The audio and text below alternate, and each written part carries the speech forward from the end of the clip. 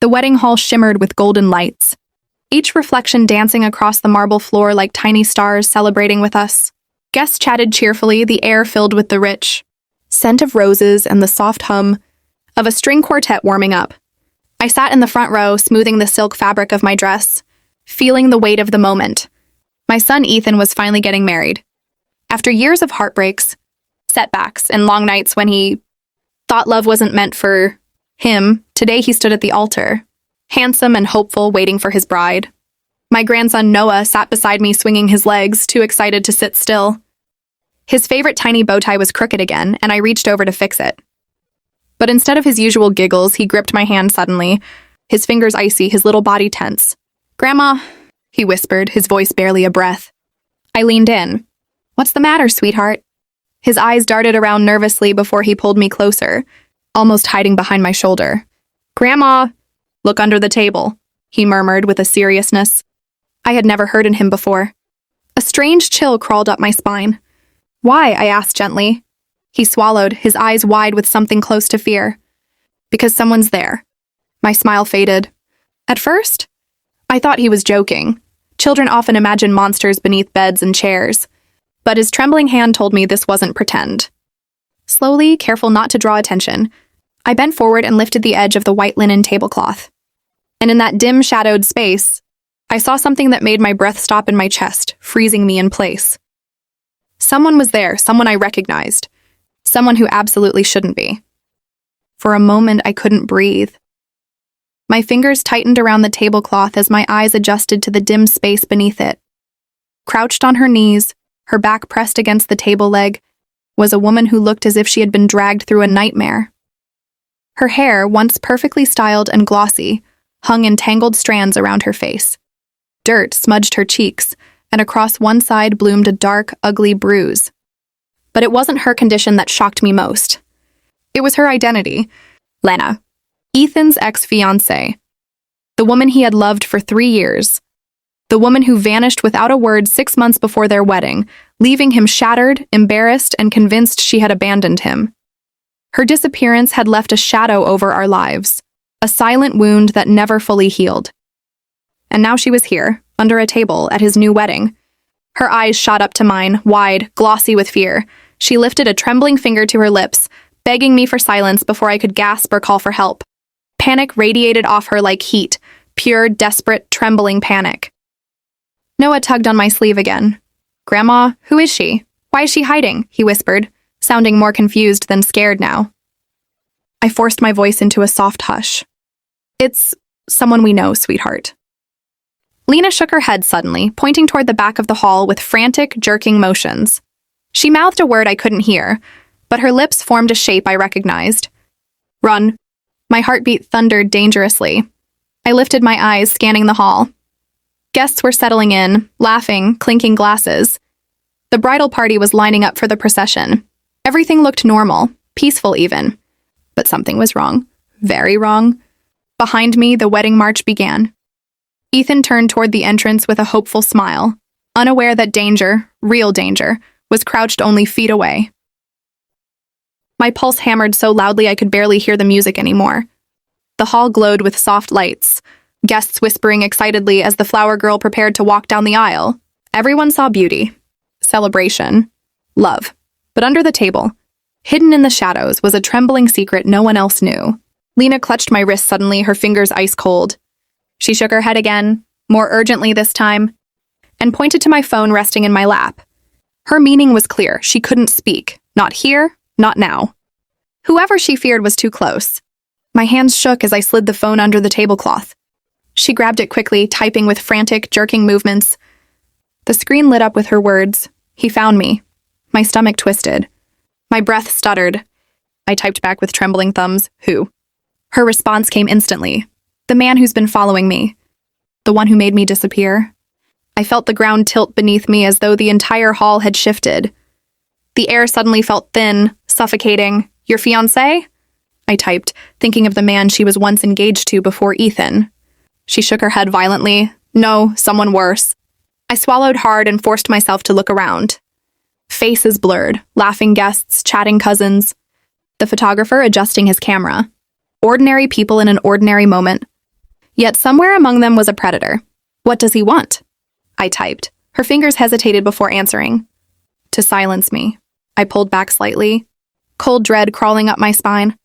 Before I could type another question, she sent one last message that made my blood freeze. Don't let Ethan marry her. Her? The bride? My heart stopped. I stared at Lena, haunted, shaking, pleading. While the wedding march grew louder, the doors opened, and Ethan's bride appeared in white lace at the top of the aisle. Something terrible was unfolding, hidden beneath the music and smiles, and only the two of us knew. The music swelled as the bride, Marissa, stepped into the aisle. Gasps of admiration rose from the guests.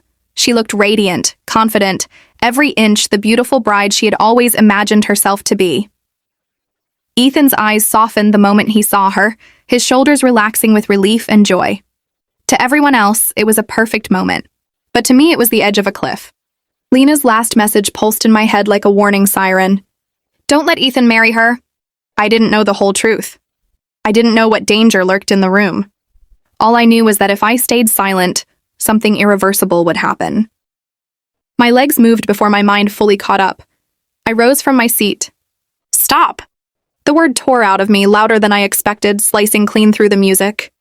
The violinist's bow froze midair. Conversations died instantly. The bride halted in her steps, her bouquet trembling. Ethan turned sharply, confusion and panic flooding his face. A wave of whispers swept through the hall like a sudden wind. Mom? Ethan's voice cracked. What's going on? I pointed toward the long table behind us, my hand shaking. There is someone under that table, I declared, louder this time, my voice echoing off the walls. Gasps erupted. Guests stumbled back in alarm. A few people even screamed when security rushed forward and lifted the tablecloth. Lena emerged slowly, unsteady on her feet, clutching the edge of the table as though it was the only thing keeping her from collapsing. Murmurs swelled into shocked exclamations as people recognized her. Is that Ethan's ex? Didn't she disappear? Oh my God. Ethan went pale as paper. Lena? He breathed. How are you here? What happened to you? But before she could speak, chaos exploded at the back of the hall. A chair toppled. A waiter stumbled. Someone sprinted toward the exit, fast, desperate, shoving anyone in his path. Lena pointed with a cry that tore from her throat. That's him! Security bolted after the man. The guests scattered, screaming. The wedding crumbled into panic and running feet. And as the doors slammed behind the fleeing man, one terrible truth settled in the room like smoke. The danger Lena spoke of was real, and it had just tried to escape. The wedding hall had emptied into chaos, leaving overturned chairs, dropped bouquets, and guests trembling in small clusters. Security had dragged the man into a private room, Marissa's older brother, Daniel. The same brother who had always hovered too closely around her. The same brother who had been strangely controlling, even during wedding preparations. Now he sat cuffed to a chair, sweat dripping down his temples, eyes darting wildly. Lena sat on a couch beside Ethan, wrapped in a blanket someone had found, her breath still shaky. I stood behind them, one hand resting on Ethan's shoulder, the other holding Noah close to my side. Marissa was across the room, pale as the lilies in her bouquet, her mascara streaked from tears. Finally, Lena began to speak. Her voice was soft at first, breaking every few words. But as she continued, courage slowly steadied her. She told us everything. How she discovered Daniel's involvement in illegal deals, how she accidentally overheard him planning to use Ethan's business contacts for laundering money, how he threatened her the moment he realized she knew. I didn't run away from the wedding, she whispered. He made me disappear. I thought I would die. I really did. Ethan's jaw clenched and he took her hand, gently, protectively. Why didn't you come back sooner? I tried, she said, tears spilling.